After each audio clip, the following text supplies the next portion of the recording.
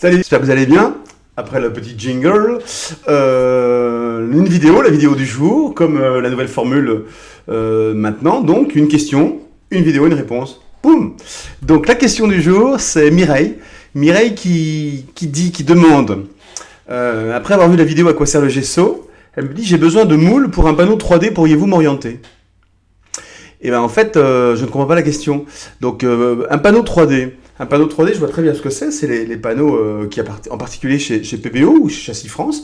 Des panneaux en bois à la place d'une toile. Vous pouvez peindre à l'acrylique comme à l'huile ou avec d'autres techniques.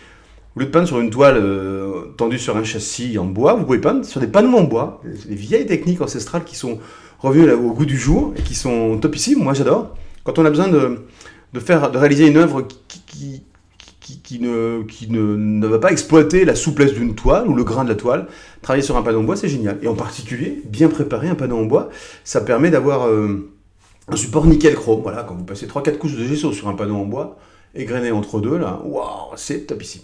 Bref, ce panneau en bois, il est comme ça, il a un panneau en bois et puis il a le châssis. Et quand on le retourne, on a un panneau 3D et on peut peindre à l'intérieur et puis on peut incruster des choses et des machins.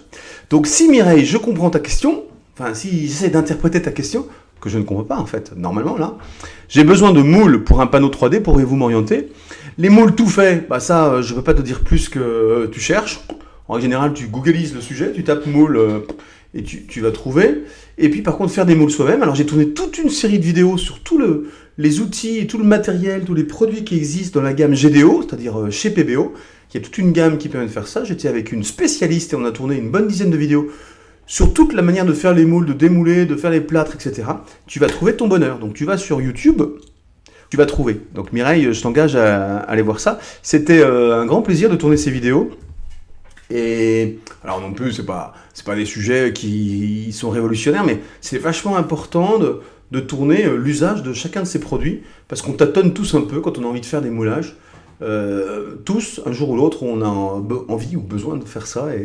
Et donc, ces produits un peu techniques, c'est bien. Je suis content d'avoir réussi à tourner ces vidéos. Voilà, j'ai réussi à le dire. Donc, n'hésite pas, Mireille. Bien sûr, si tu t'en sors pas, tu reposes la question et on ira faire un peu d'archéologie ensemble. Ok? Alors, donc très très simple, hein, la vidéo du jour, c'était juste le coucou du jour plutôt. À très bientôt, le petit jingle de fin et à bientôt. Salut!